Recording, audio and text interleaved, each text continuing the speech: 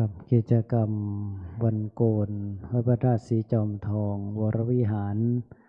สำนักปฏิบัติธรรมประจำจังหวัดเชียงใหม่แห่งที่หนึ่งวันอาทิตย์ที่18พฤษภาคมพุทธศักราช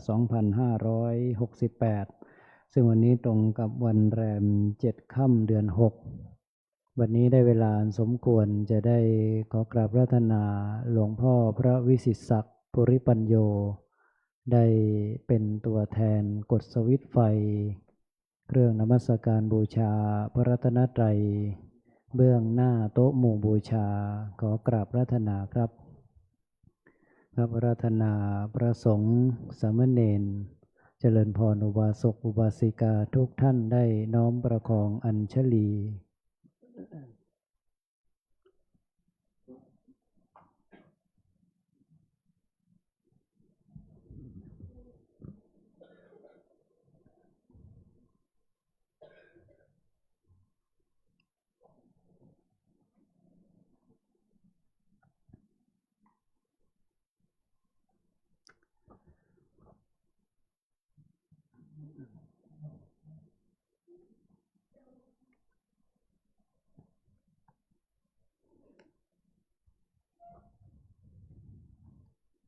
ครับและในลำดับต่อไปท่านแม่ชีอมรศิริกลิ่นปทุมตัวแทนอุบาสกอุบาสิกาจะได้น้อมกดสวิตช์ไฟเครื่องถ่องน้อยเครื่องล่างเพื่อบูชาพระเดชพระคุณหลวงปู่พระพรหมมงคลเบื้องหน้าสรีระและรูปเหมือน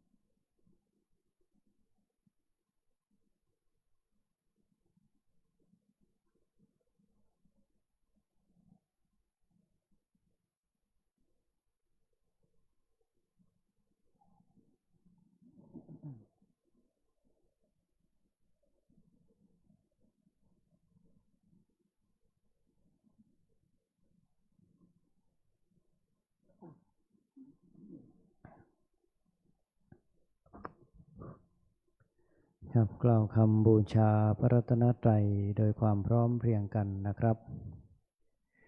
หิมินาสการเนะตังพุทธังอภิปูชยามะอิมินาสการเนะตังธัมมังอภิปูชยามะอิมินาสการเนะตังสังฆังอภิปูชยามะอะระหังสัมมาสัมพุทโธภควาพุทธังภควันตังอภิวาเทมิสุอาคาโตภควตาธัมโมธัมมังนัมสสามิสุปฏิปันโนภควโตสาวกสังโฆสังฆังนามามิหันธมยังพุทธัสสะภควโตปุพพาคณมกาดังกโรมาเซนะโมตัสสะภะคะวะโตอะระหะโตสัมมาสัมพุทธัสสะนะโมตัสสะภะคะวะโตอะระหะโตสัมมาสัมพุทธัสสะนะโมตัสสะภะคะวะโตอะระหะโตสัมมาสัมพุทธัสสะหันธมยังพุทธานุสตินยังกโรมาเซอิเตปิโสภะคะวะอะระหังพุทโธ จารณสัมปันโนสุขโตโลกวิทูอนุตตรปุริสธรรมสารถิสัทธาเทวมนุษย์สานังพุทโธภควาติกายเยนวาจายวเจตสวา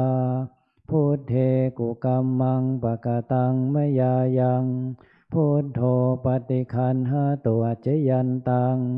กาลันตะเรสังวริตุงวะพุทเท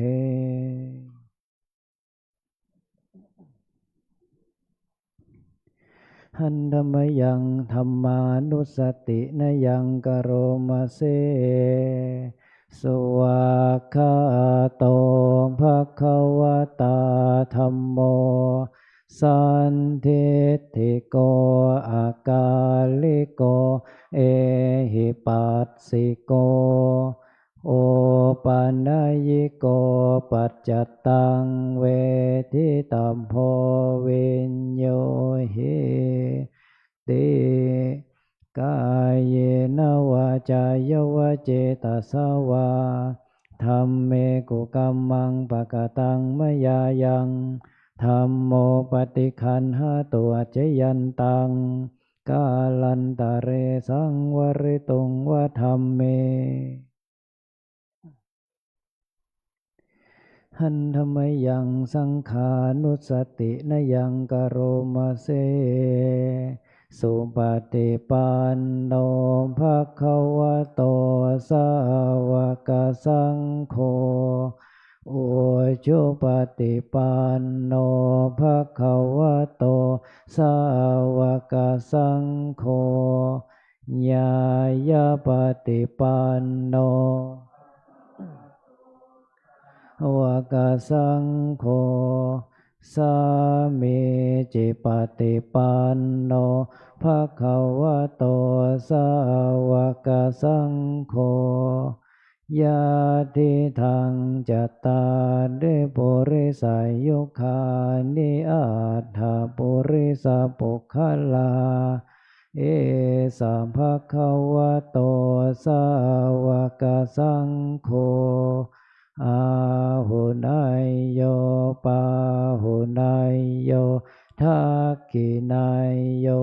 อัญชลิการณิโย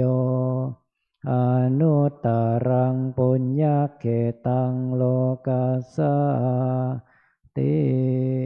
กายเยนวาจายวเจตสวาสังเคกุกัมมังปะกตังมยายังสังโฆปฏิคันหตัวเจยันตังกาลันตะเรสังวริตุงวสังเค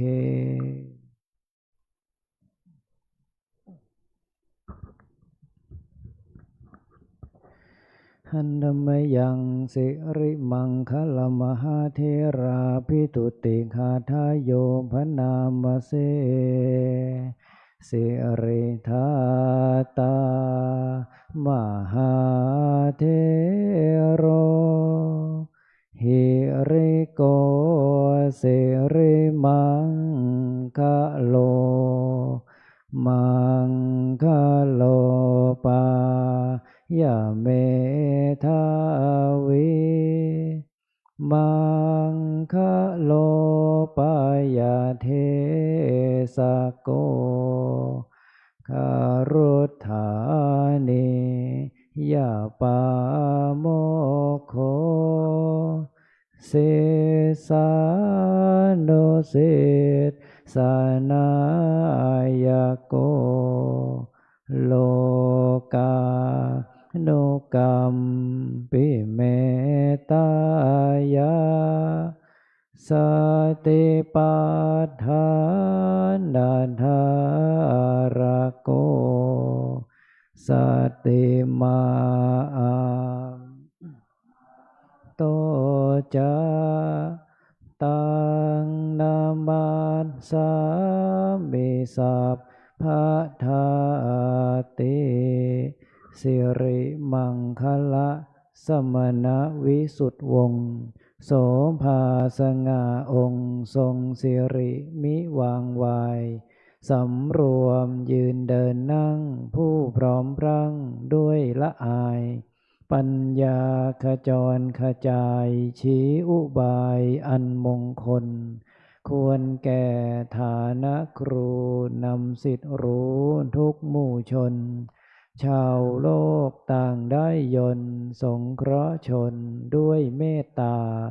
ผู้ทรงสติปัฏฐานตลอดกาลทุกเวลา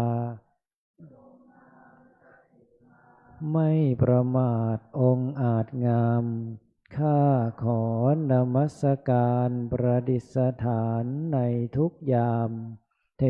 ระผู้ทรงนามว่าสิริมังคะโล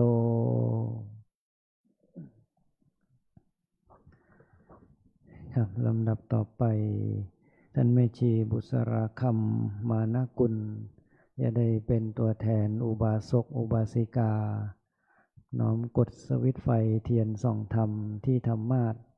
เพื่อที่จะได้อาราธนาองค์แสดงพระธรรมเทศนาขึ้นสู่ธรรมาสน์ขอเจริญพรเรียนเชิญครับ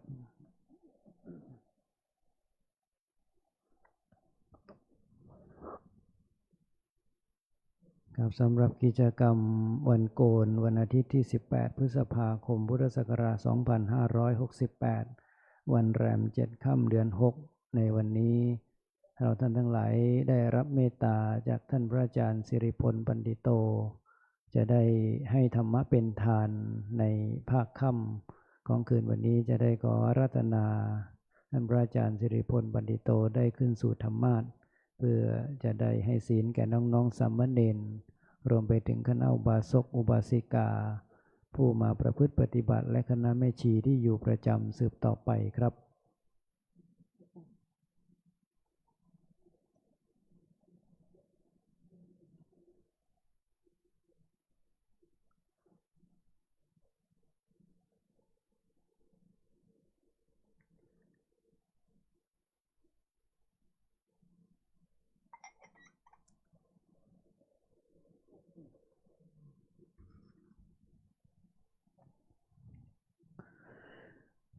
ครับนิมนต์คณะน้องๆสามเณรได้นั่งอย่างเบื้องหน้าธรรมาสน์เพื่อจะได้สมาทานทัศศีลรวมไปถึงสวดสาธยายสามเณรสิกขาสืบต่อไปขอนิมนต์ครับ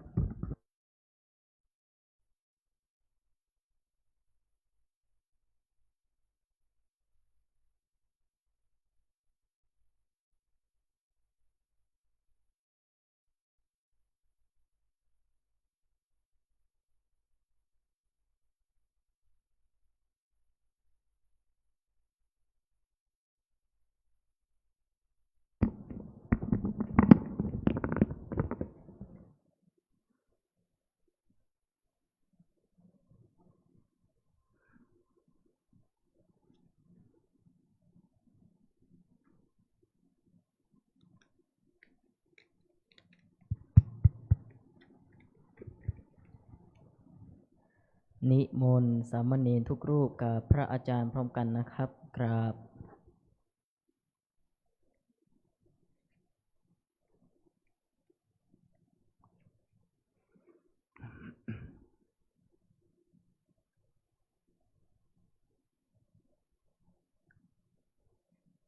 มายังพันเตสารนาสิลังยาจามาทุ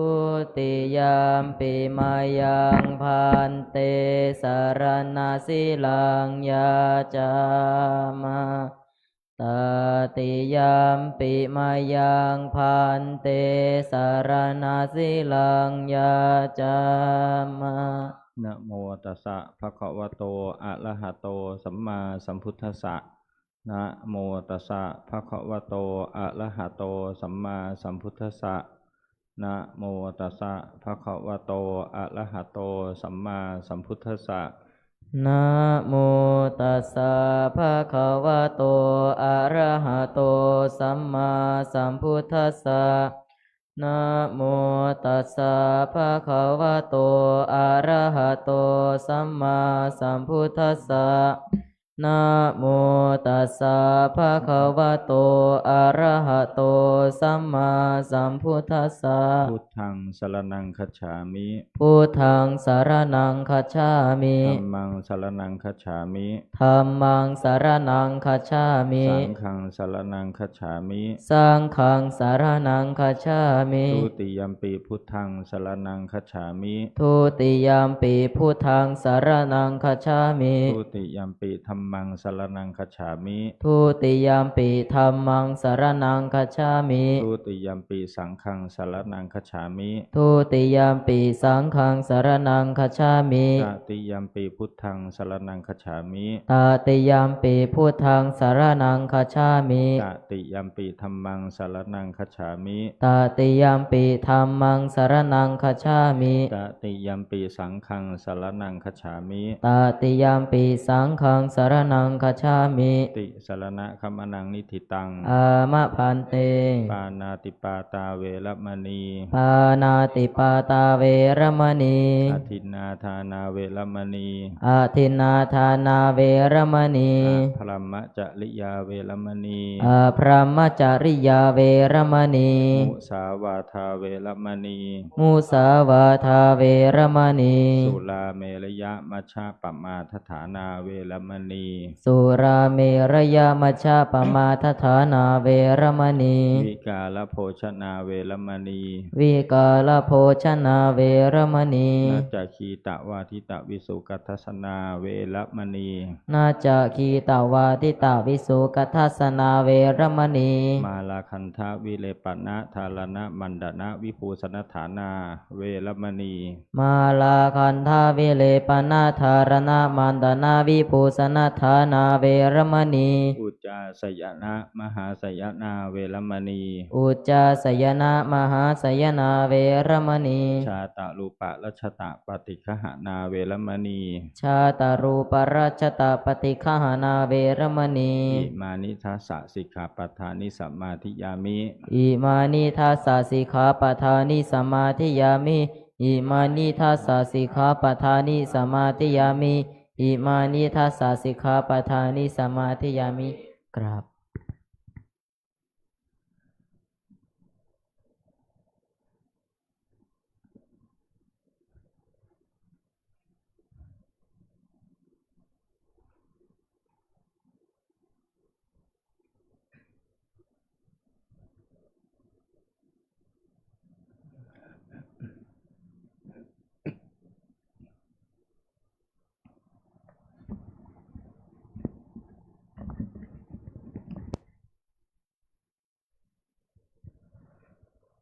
สัมพุทโธ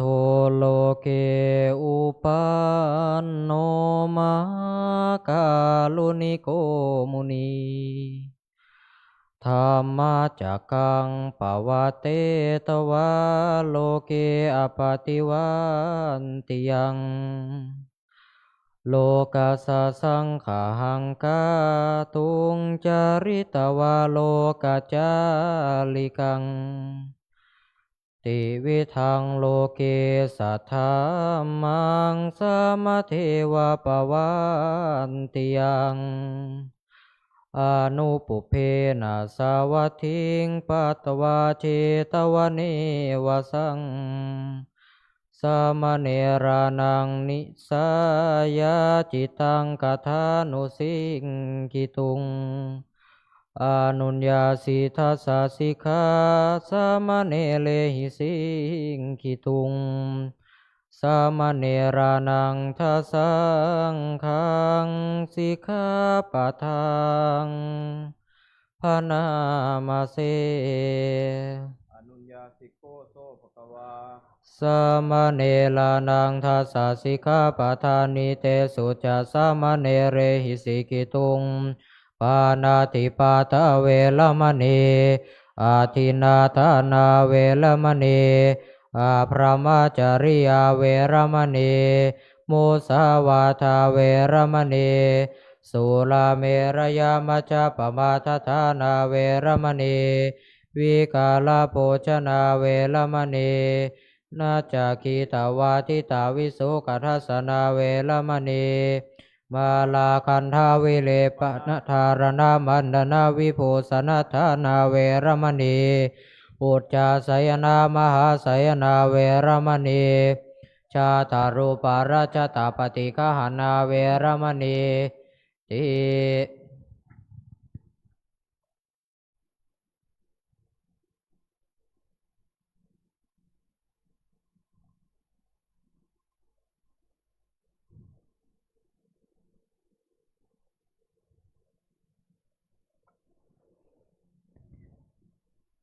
ครับลำดับต่อไป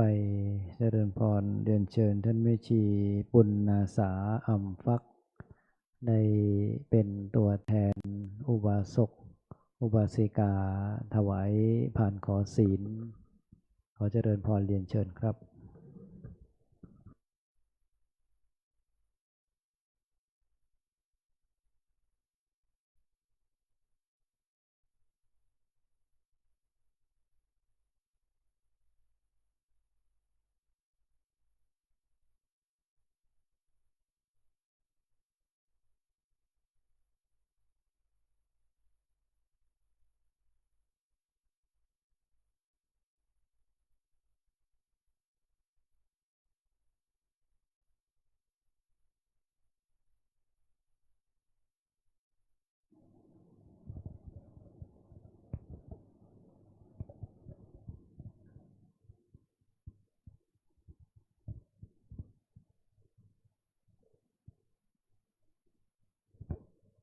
ขอเชิญแม่ชีทุกท่านกราบพระอาจารย์พร้อมกันนะคะ กราบ กราบ กราบ อาราธนาศีลพร้อมกันนะคะมายังพันเตติสารเนนะสหะอัฏฐศีลานิยาจามะทุติยัมปิมายังพันเตติสารเนนะสหะอัฏฐศีลานิยาจามะตติยัมปิมายังพันเตติสารเนนะสหะอัฏฐศีลานิยาจา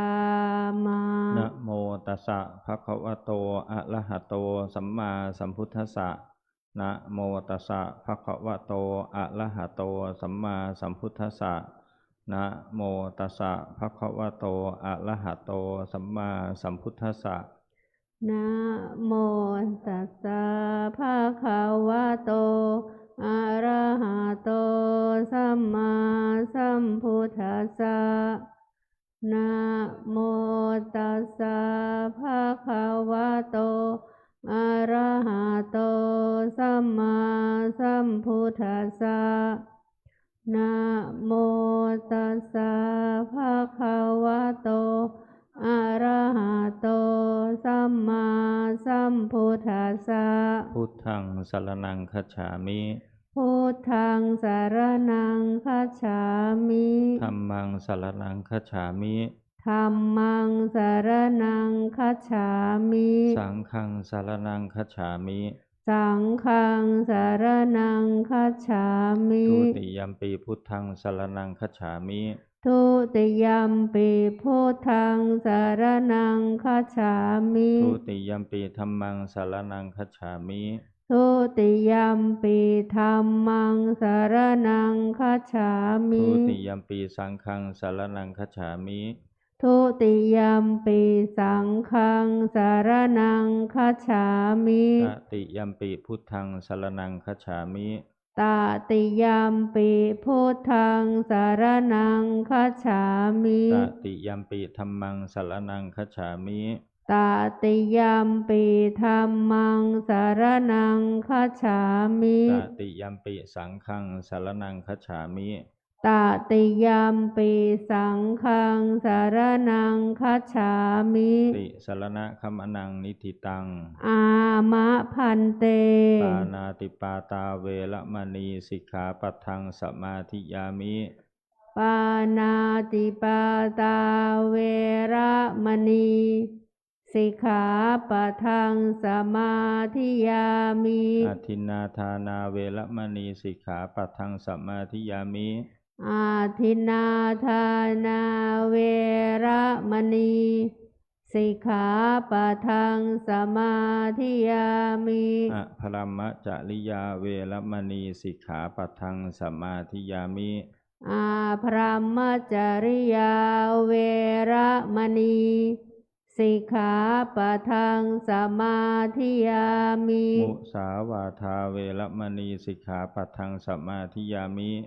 มุสาวาทาเวระมณี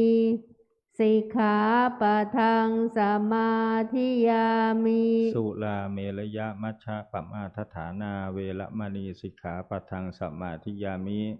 สุราเมรย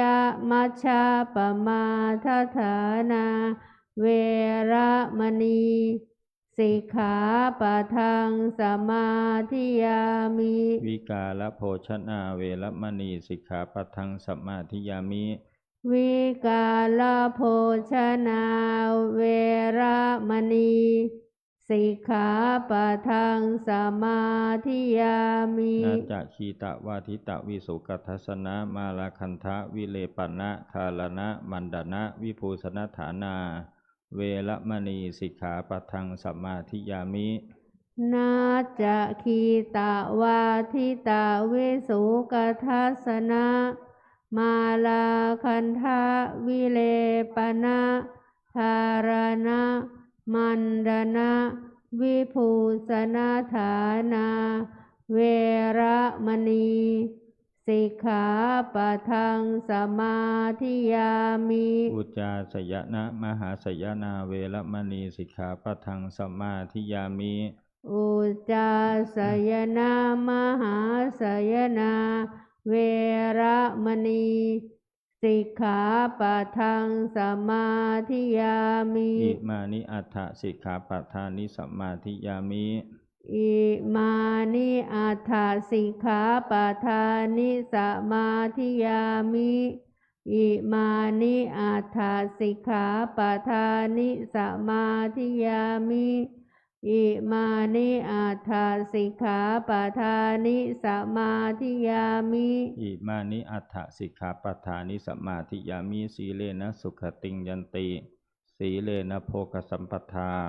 สีเลนะนิพพุติงยันติตัสมาสีลังวิโสทะเย สาธุสาธุสาธุกราบพระอาจารย์3 ครั้งค่ะกราบกราบกราบ ครับลำดับต่อไปเขาเจริญพรเรียนเชิญท่านแม่ชีสวนีสิริอภิวรรณกิจได้เป็นตัวแทนอุบาสกอุบาสิกาได้กดสวิตช์ไฟเครื่องทองน้อยเครื่องบน เพื่อพระเดชพระคุณหลวงปู่พระพรหมมงคลบูชาธรรมและหลังจากนั้นคณะอุบาสกอุบาสิกาทั้งหลายจะได้ร่วมกันกล่าวคำอาราธนาธรรมสืบต่อไปนะครับ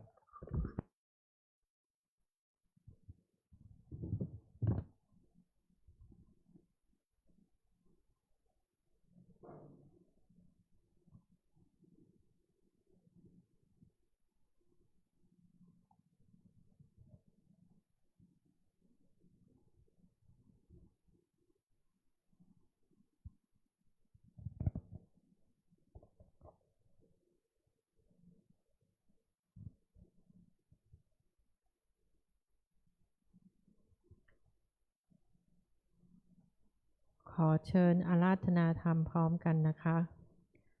พระมาจาโลกาทิปติสหัมปติกาตัญชลิ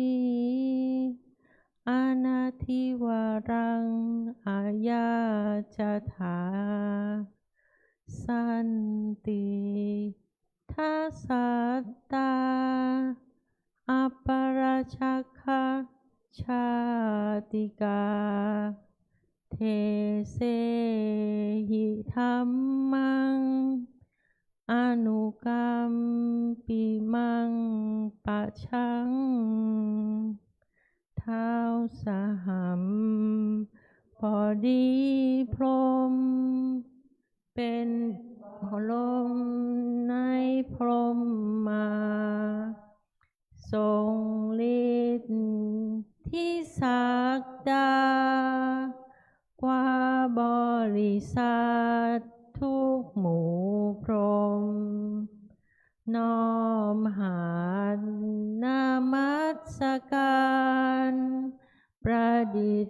ฐานหน้าที่สมควรแล้วจึงบังคมชุลีบาทพระศาสดา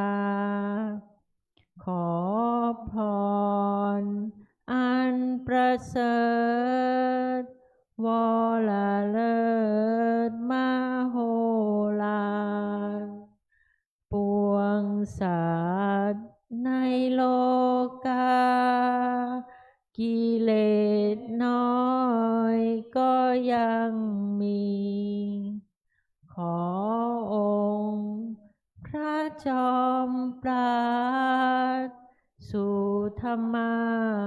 สอันรู้จริงโปร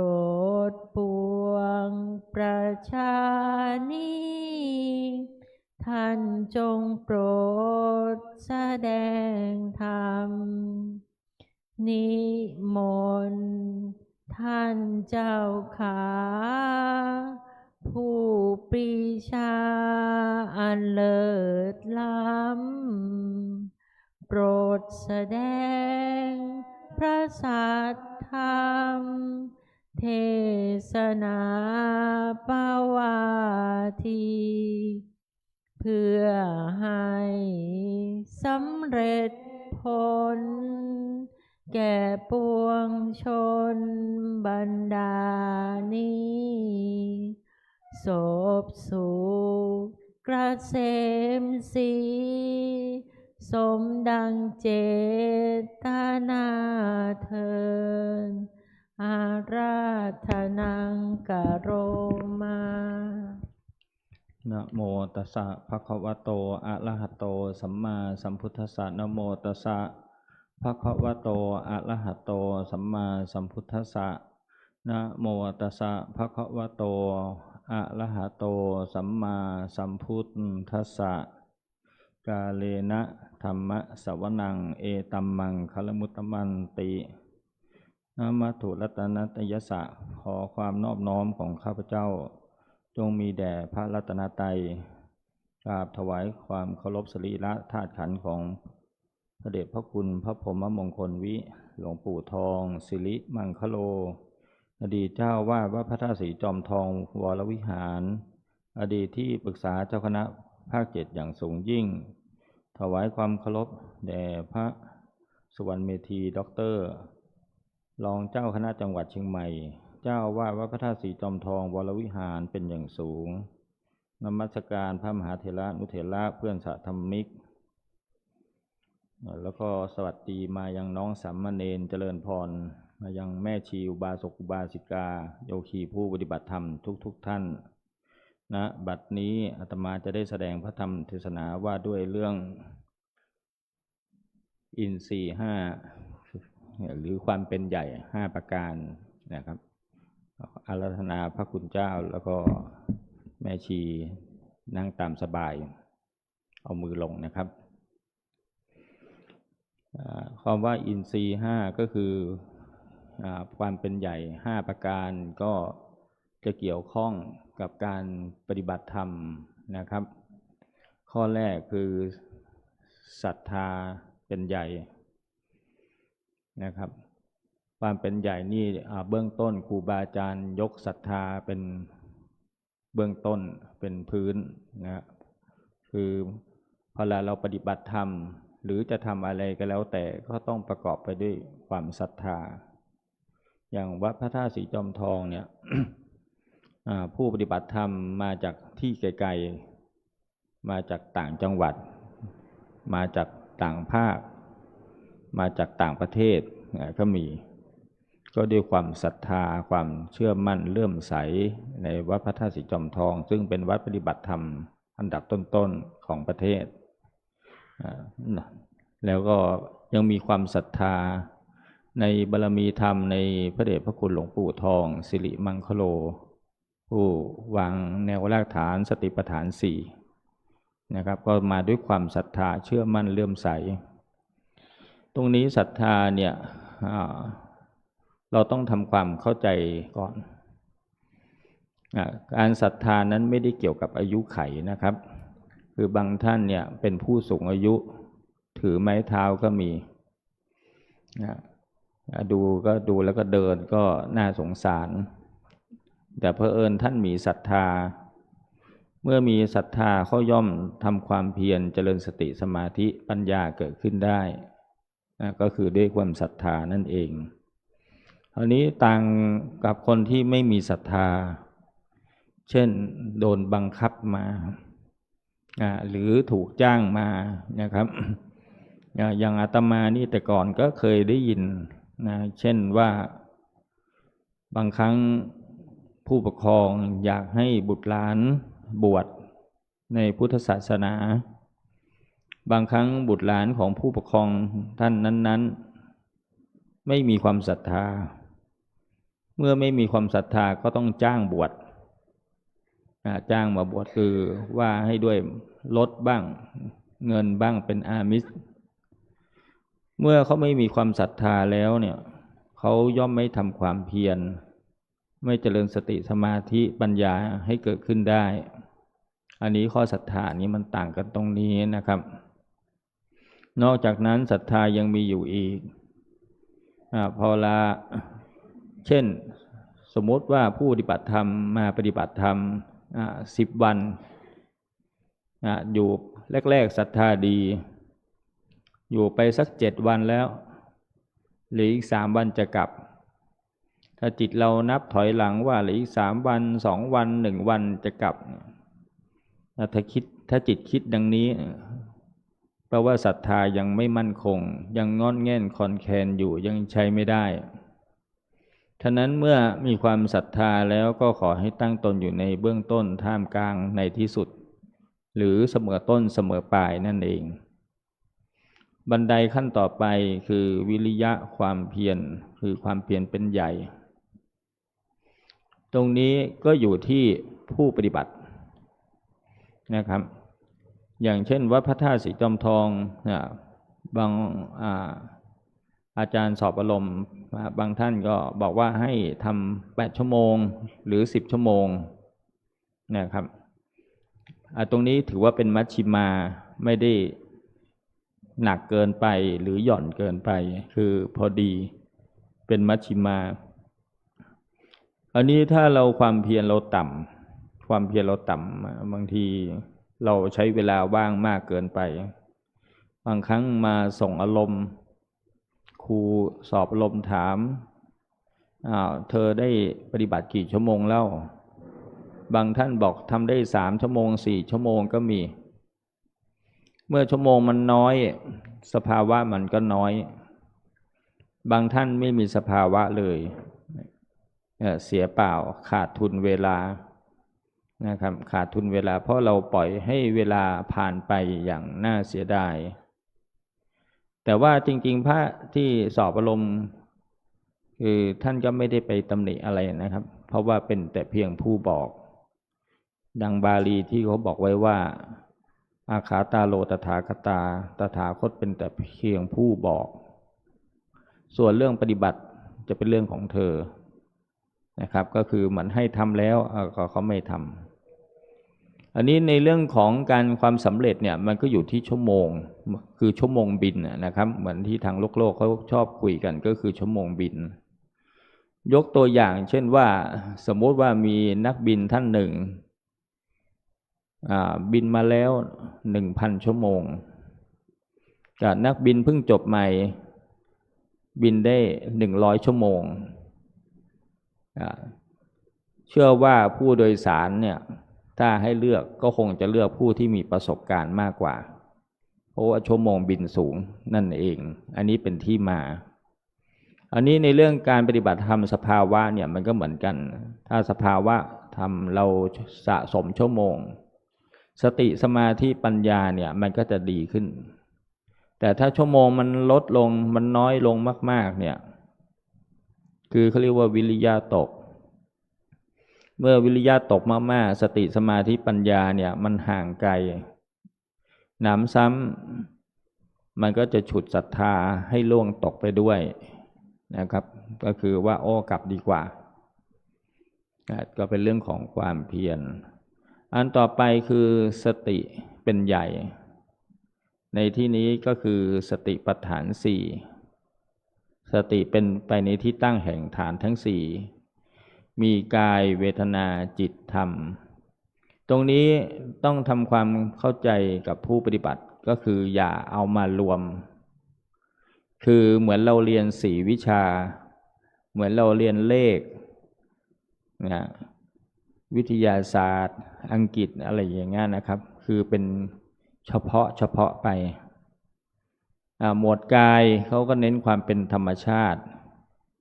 กายานุปัสสนาสติปัฏฐานากายจะยืนเดินนั่งนอนเหลียวซ้ายแลขวาคู่แขนเข้าเหยียดแขนออกกินถ่ายลิ้มดื่มห่มผ้าคลองผ้าถือบาตร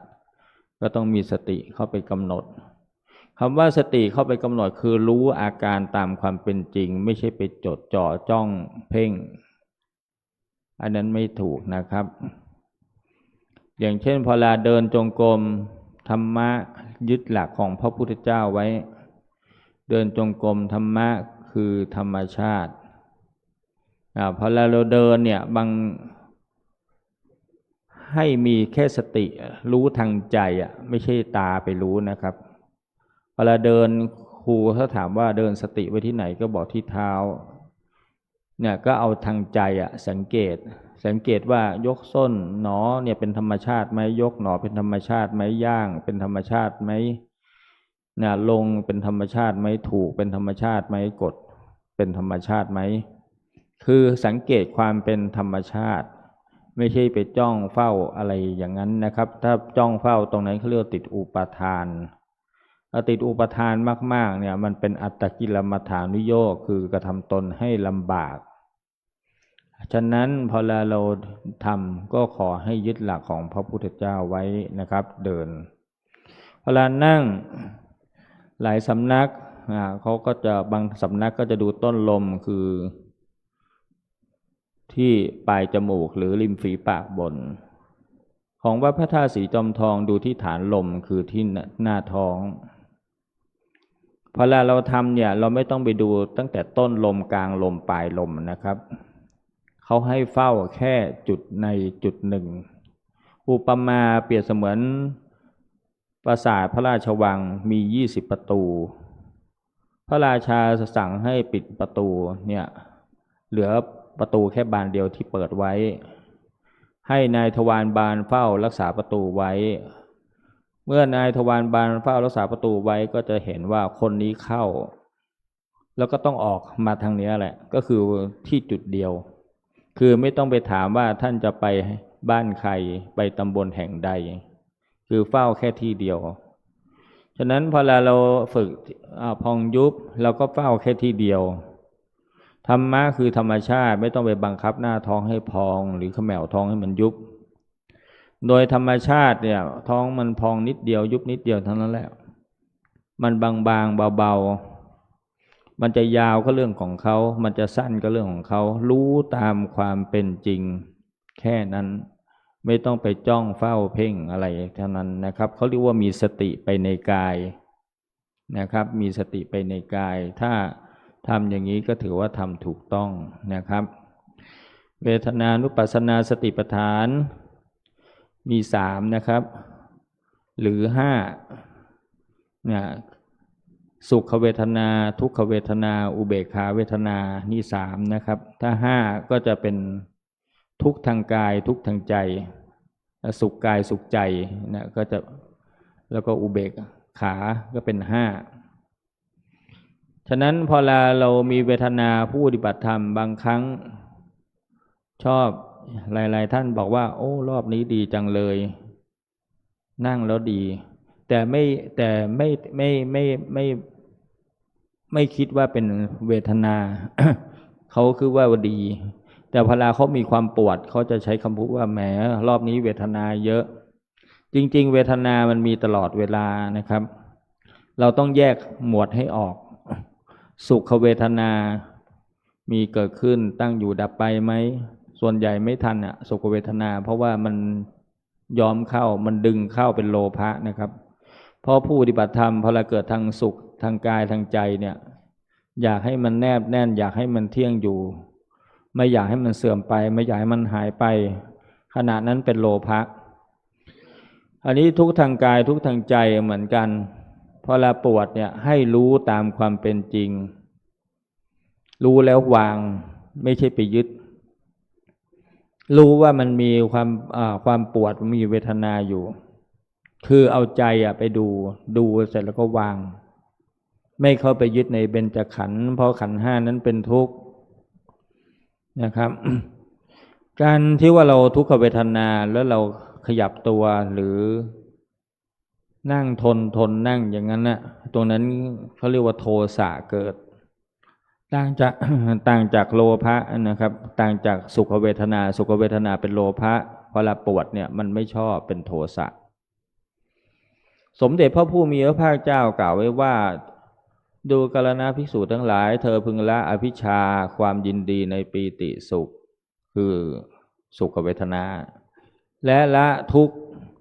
กายแล้วก็โทมนัสทุกข์ทางกายทุกข์ทางใจเสียได้มีสติบริสุทธิ์เพราะเราฝึกสตินะครับไม่เจือด้วยอามิตรคือไม่ต้องไปปรุงแต่งขณะนั้นแหละเป็นอุเบกขาเวทนาถ้าเกิดว่าเราทำความเข้าใจตรงนี้ได้พลานั่งกรรมฐานมีความสุขมากเราไม่ได้นั่งทนนั่งนะครับเรามี มีสติรู้ตามรู้แล้ววางนะครับไม่ยึดนะครับเหมือนที่เราสวดมนต์สังคิเตนะปัญจุปาทานขันธาทุกขาเนี่ยสิ่งที่ไม่ควรเข้าไปยึดมั่นถือมั่นสยะถีทางอะไรบ้างรูปูปาทานขันโธยึดในรูป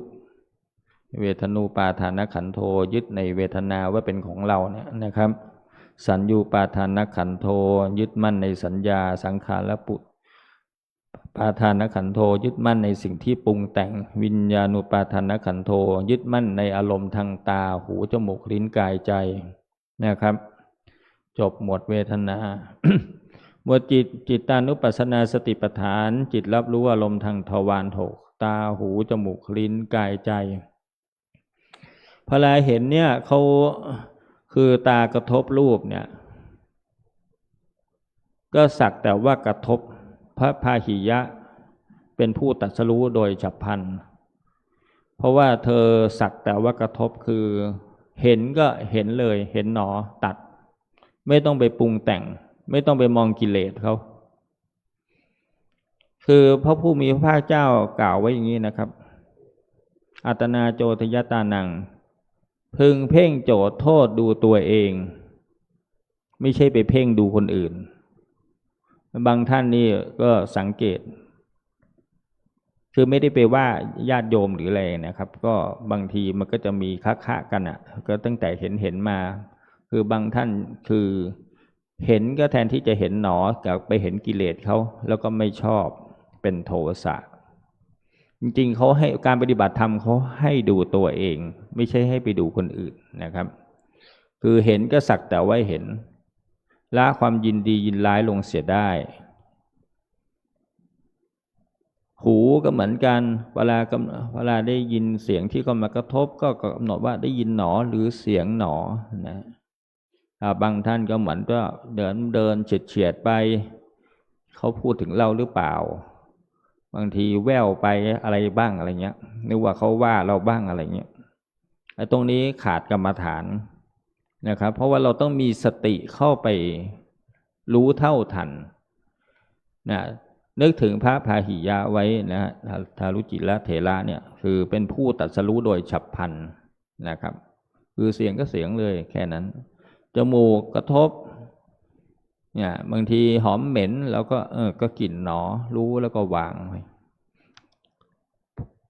ครูบาอาจารย์เนี่ยเขาจะใช้คำพูดสั้นๆเขาบอกว่าวางลูกวางมีอะไรก็เข้ามาก็วางเขาไม่ได้ให้ไปยึดหรือไปปรุงแต่งเพิ่มนะครับ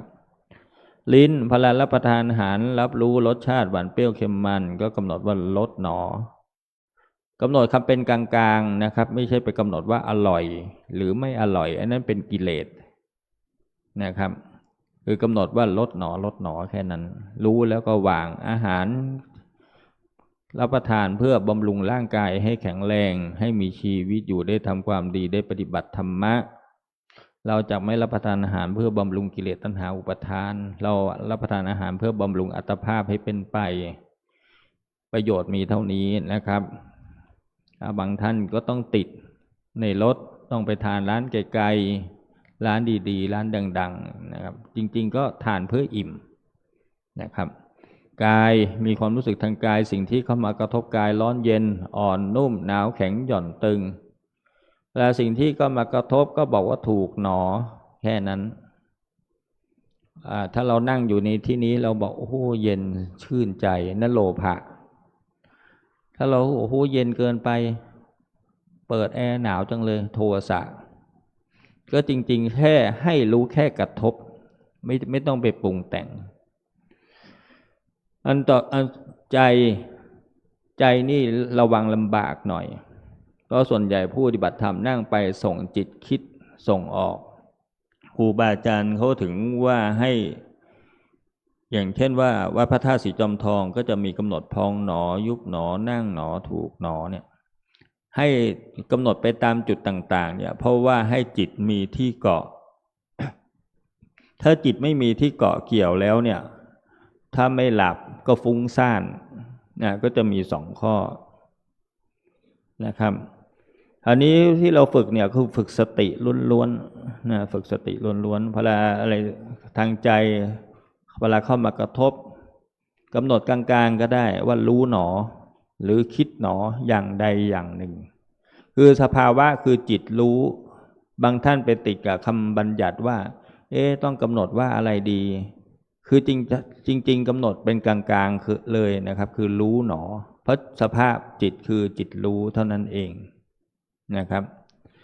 ถ้าเราไปปรุงแต่งขันเนี่ยสังขารและขันเนี่ยไปปรุงแต่งขันชอบมันก็เป็นโลภะไม่ชอบเป็นโทสะขาดสติในการกำหนดก็เป็นโมหะหมดจิตนะครับหมวดธรรมก็คือที่เป็นกุศลอกุศลอย่างเช่นว่าเวลาเดินจงกรมเท้าที่ก้าวเดินนั้นเป็นรูปขันธ์เวลาเดินมีความสุขทุกข์เฉยๆเป็นเวทนาขันธ์สัญญาจำได้ไหมรู้ว่านี่ยกย่างเหยียบเป็นสัญญาขันธ์สังขารขันธ์คือรู้ว่าก้าวเท้ายาวสั้นหยาบละเอียดอย่างไรเป็นสังขารขันธ์วิญญาณขันธ์คือจิตที่รู้อารมณ์เขาเรียกว่าถูกขันธ์5นี่เป็นกุศลขณะนั่งหน้าท้องที่พองหน้าท้องที่ยุบเป็นรูปขันธ์พอเรากำหนดอยู่มีความสุขทุกข์เฉยๆเป็นเวทนาขันธ์สัญญาจำได้ไหมรู้ว่านี่ท้องพองนี่ท้องยุบเนี่ยเป็นสัญญาขันธ์สังขารขันธ์คือรู้ว่าพองยาวพองสั้นยุบยาวยุบสั้นหยาบละเอียดอย่างไรเป็นสังขารขันธ์วิญญาณขันธ์คือจิตที่เข้าไปรู้อารมณ์ว่าพองยุบเป็นฝ่ายกุศลฝ่ายอกุศลก็คือนิวรธรรมนะครับคือเครื่องสกัดกั้นไม่ให้เราทำความดีนะคือความพึงพอใจในกามกิเลสกามวัตถุกาม2พยาบาทความโกรธผูกโกรธอาฆาตพยาบาท3ความง่วงนอนฟุ้งนะง่วงนอนซึม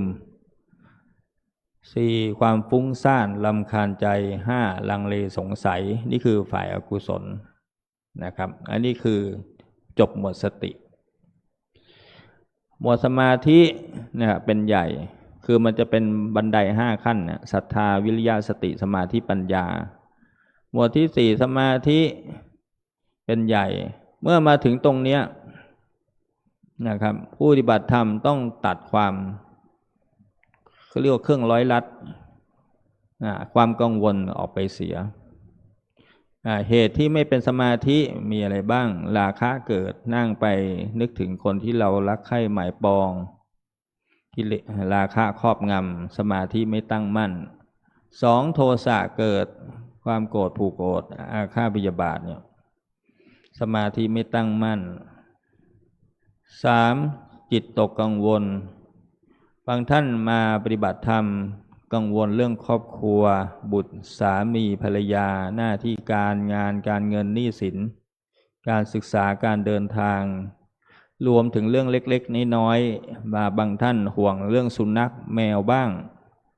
หรือต้นไม้บ้างเรามาปฏิบัติธรรมใครจะดูแลอะไรอย่างนี้เมื่อมีความกังวลนี้สมาธิไม่ตั้งมั่นนะอันต่อไปคือสมาธิไม่ตั้งมั่นคือป่วยนะถ้าป่วยมากๆนะสมาธิก็ไม่สามารถรวบรวมได้เป็นกำลังนะครับอันต่อไปคือไม่กระทำติดต่อกันเนืองๆใช้เวลาว่างมากเกินไปนะครับสมาธิก็ไม่ตั้งมั่นอันต่อไปถูกกระทบกระเทือนทางจิตใจนะบางครั้งได้รับทราบข่าวร้ายบ้างหรือกระทบกระทั่งระหว่างผู้ปฏิบัติธรรมบ้างบางทีเสียงอันเป็นข้าศึกนะเปิดปิดประตูอะไรอย่างเงี้ยนะครับก็เรียกว่าเสียงอันเป็นข้าศึกก็ทำให้จิตไม่เป็นสมาธิรวมถึงการควบคุมใช้เครื่องมือสื่อสารอินเทอร์เน็ตเพราะว่าบางท่านนี่ชอบติดโซเชียลพอเราใช้โทรศัพท์อินเทอร์เน็ตมากๆอารมณ์รั่วออกไปหมดเลยนะครับบางท่านชอบการสนทนาคือไม่ได้รู้จักกันหรอกมารู้จักกันที่เนี่ย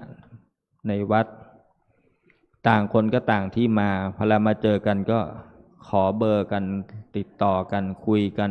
เป็นเหตุทำให้ฟุ้งซ่านสมาธิไม่ตั้งมั่นเที่ยวโคจรเนี่ยคือที่ไม่ควรไปจริงๆห้ามทุกวันนะแต่ก็ห้ามไม่ได้นะอย่างเช่นว่าอย่าไปเดินหน้าวัดหลังวัดที่คนพลุกพล่านไปดูการละเล่นอารมณ์รั่วออกไปทางหูตาหมดสมาธิก็ไม่ตั้งมั่นอันนี้พอเราปฏิบัติธรรมก็พึงสำรวมระวังเขาเรียกว่าอินทรีย์สังวรเนี่ยตรงนี้นะครับเมื่อทำได้ไปปุ๊บ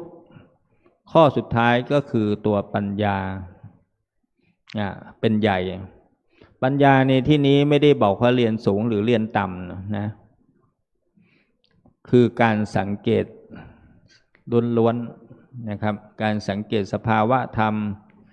เช่นพูดโดยสรุปก็คือพอเราเดินจงกรมอะไรเป็นรูปอะไรเป็นนาม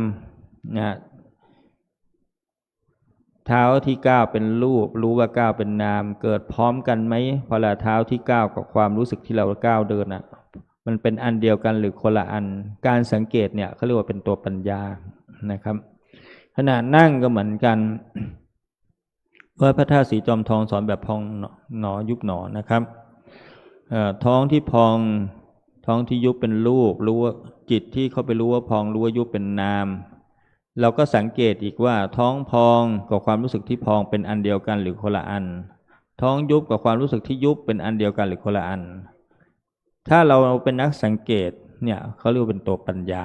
นะครับหมวดเวทนาก็พึงสังเกตอารมณ์สุขเวทนาทุกขเวทนาอุเบกขาเวทนาสังเกตอย่างไรว่ามันมีเกิดขึ้นตอนไหนตั้งอยู่ไหมนานไหมดับไปไหมมีเวทนาซ้อนหรือไม่คำว่าเวทนาซ้อนหมายความว่าอันเก่าไม่ทันหายใหม่ขึ้นมาก็พึงสังเกตการสังเกตนั้นเป็นตัวปัญญาหมวดจิตก็พึงสังเกตอารมณ์ที่กระทบทางตาหูจมูกลิ้นกายใจเราแช่นานไหมอะไรเงี้ยนะครับตัดได้ไวไหมเป็นกุศลหรืออกุศลการสังเกตนั้นเป็นตัวปัญญาไอ้ตรงนี้พอเราปฏิบัติธรรมเนี่ยมันก็จะอิงกันนะครับคือสติปัฏฐาน4กับอินทรีย์5เนี่ยมันต้องไปควบคู่กันนะครับคือ เราก็ต้องศึกษาตรงเนี้ยว่าถูกถ้าเราเข้าใจตั้งแต่เบื้องต้น ตั้งแต่ศรัทธาวิริยะสติสมาธิปัญญามาเนี่ยครับก็สู่ความสำเร็จได้ในเบื้องปลายนะครับก็ขออนุโมทนาบุญกับทุกท่านนะครับก็เห็นว่าเวลาก็ผ่านมาสมควรนะครับ อาตมาได้แสดงพระธรรมเทศนาเห็นว่าสมควรแก่เวลา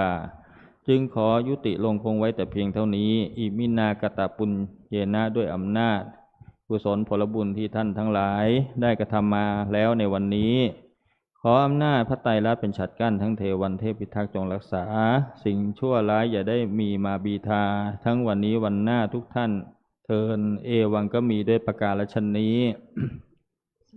หันธรรมยังสาธุกลังกะโลมาเซสาธุสาธุสาธุอะหังพุทธันจะธัมมัญจะสังฆัญจะสรณังคตาอุปาสิกตังเทเสสิงภิกขุสังคัสสะสัมมุขขาเอมังเสสารนังเขมังเอตังสารณะมุตตมังเอตังสารณะมาคัมมะสัพพะทุกขาปะมุญจเรยะถาพลังจเรยาหังสัมมาสัมพุทธัสสะสนังทุกขานิสรณะเสวะภาคีนิสังอนาคเตกายเยนะวาจายวเจตสาวาพุทเทกุกัมมังปะกตังมยายังพุทโธปฏิคันหตุอาจยันตังกาลันตะเรสังวริตุงวะพุทเทกายเยนะวาจายวเจตสาวาธัมเมกุกัมมังปะกตังมยายังธัมโมปฏิคันหตุอาจยันตังกาลันตะเรสังวริตุงวะธัมเมกายเยนะวาจายวเจตสาวาสังเคกุกัมมังปะกตังมยายังสังโฆปฏิคันหตุอาจยันตังกาลันตะเรสังวริตุงวะสังเคครับเจริญพรเรียนเชิญท่านแม่ชีจิตราพรป้อคำได้เป็นตัวแทนอุบาสกอุบาสิกาน้อมบูชาธรรมขอเจริญพรเรียนเชิญครับ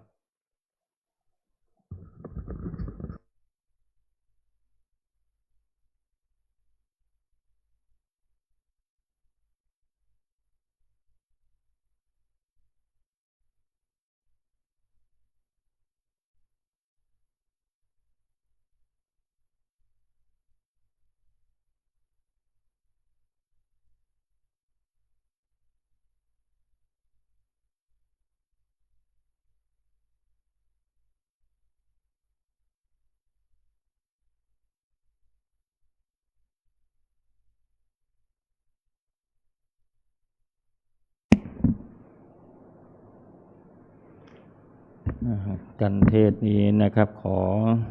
อนุโมทนาบุญกับทุกท่านนะครับขอทำบุญกับปิดทองเจดีย์พระธาตุสีจอมทองอนุโมทนาบุญกับทุกท่าน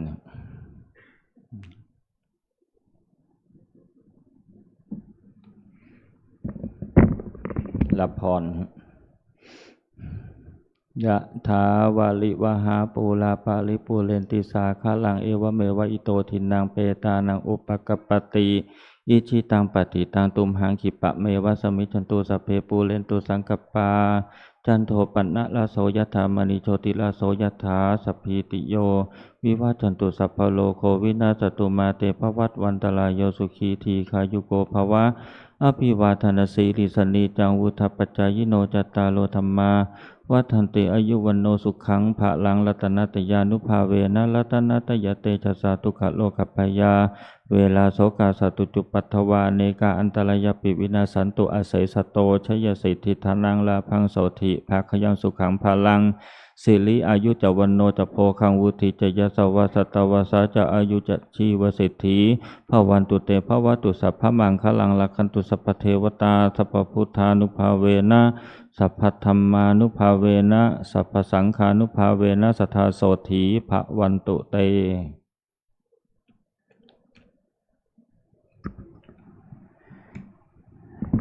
ครับลำดับต่อไปจะได้ร่วมกันปฏิบัติบูชา เป็นระยะเวลาประมาณ10 นาทีกราบรัตนาทุกรูปและเรียนเชิญทุกท่านณบัดนี้ครับ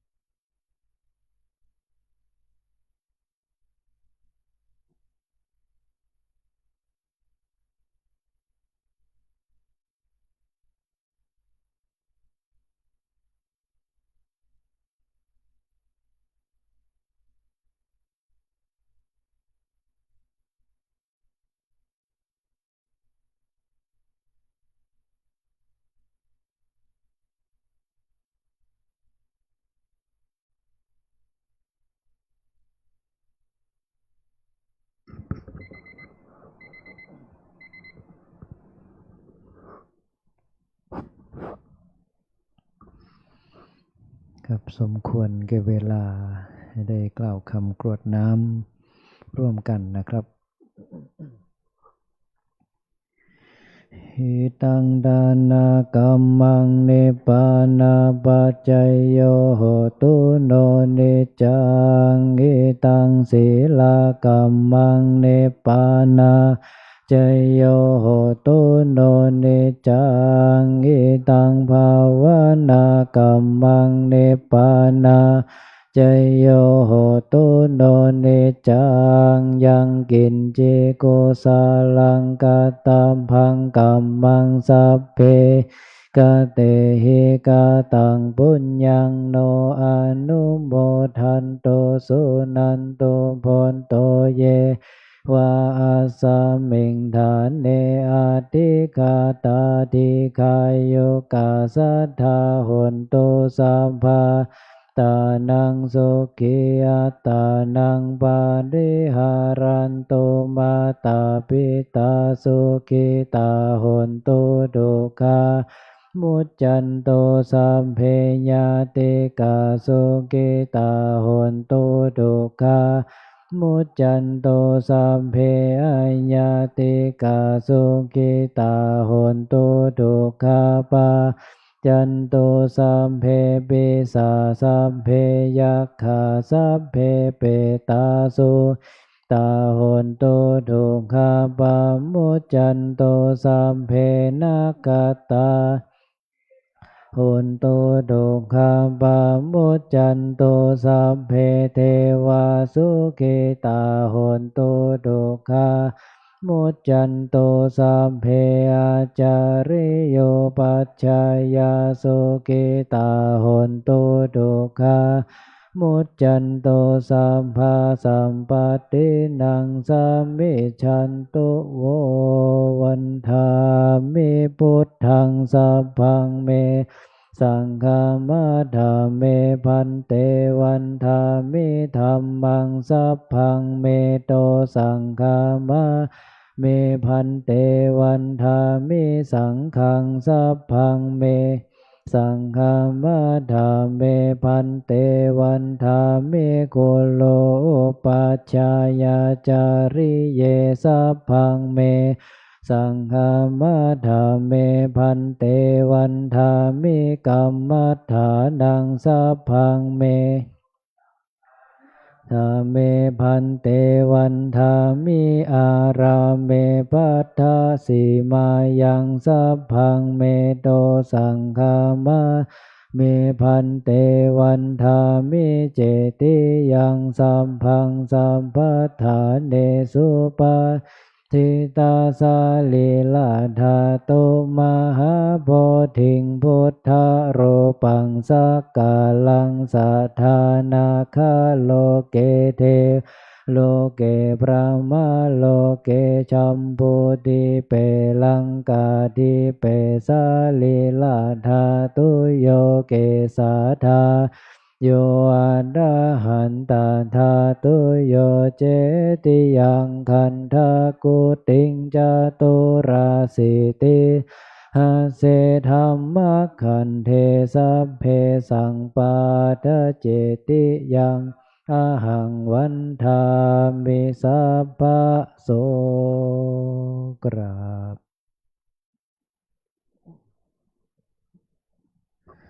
ครับหันหน้าไปทางสรีระสังขารพระเดชพระคุณหลวงปู่พระพรหมมงคลน้อมศีรษะลงกล่าวคำวันทาน้อยพร้อมกันนะครับวันทามิพันเตสัมพังอาปาราทังคามาธาเมพันเตมยากาตังปุญญังสามินาอนุโมทิตาพังสามินากาตังปุญญังไมหังทาตาพังสาธุสาธุอนุโมทามิกราบ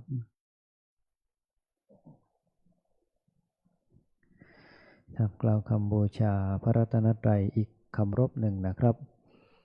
อะระหังสัมมาสัมพุทโธ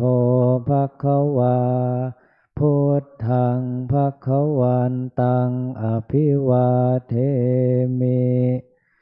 สุคาโตภะคะวตาธัมโมธัมมังนัมมัสสามิสุปฏิปันโนภะคะวะโตสาวกสังโฆสังฆังนามามิครับสำหรับกิจกรรมวันโกนในภาคค่ำวันนี้ก็ได้สำเร็จเสร็จสิ้นลงเป็นที่เรียบร้อยขออนุโมทนากับคณะพระภิกษุสามเณรอุบาสกอุบาสิกาทุกท่านได้แยกย้ายพักผ่อนหรือประพฤติปฏิบัติธรรมตามอัธยาศัยขออนุโมทนานะครับ